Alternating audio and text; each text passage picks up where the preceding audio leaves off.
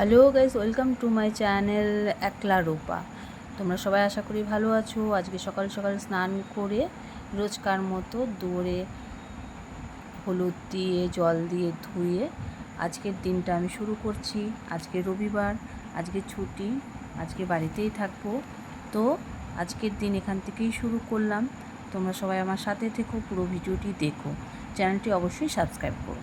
যেহেতু আজকে রবিবার, তাই তুলসী গাছে আমি জল দিই না এবং তুলসী গাছ ছুঁইও না, তাই তুলসী মাতাকে আজকে আমি স্নানও করালাম না।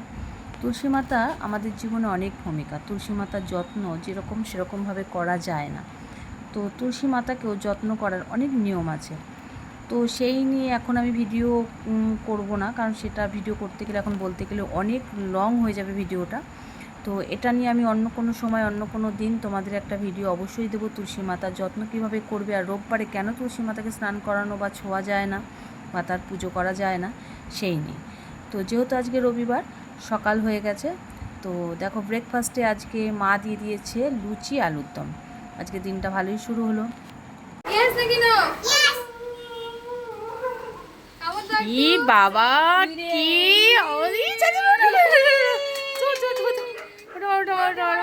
মেজো আমার মেয়ে নেমে পড়েছে বৃষ্টিতে স্নান করতে।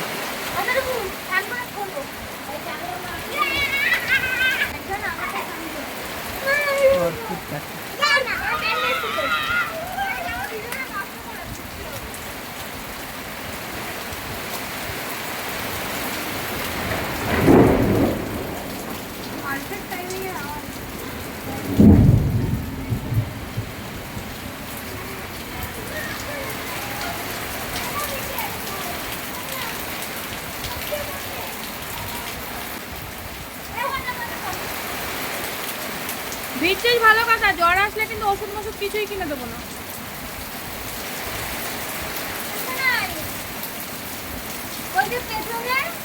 ওখানটা বোতল আছে ফাঁকা অনেক, ওর মধ্যে 10 টাকার বিসলারির বোতল আছে, যেটা জল কিনে নিয়ে আসলাম।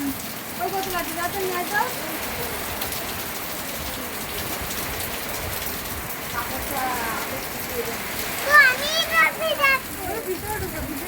মানে ঘরে বাথরুম নেই, বাথরুমে কল নেই, কলে জল নেই। তো চলে আসলাম দুপুরবেলায় খাবার টেবিলে। আর আজকের মেনুতে আছে মাটন কিমা কষা আর ঢ্যাঁড়স আলুর পাতলা ঝোল, তার সাথে শসা, পেঁয়াজ, টমেটো, সাদা ভাত। আর আজকের দিনটা এখানেই আমরা শেষ করলাম। সবাই ভালো থেকো, সঙ্গে থেকো, টাটা বাই।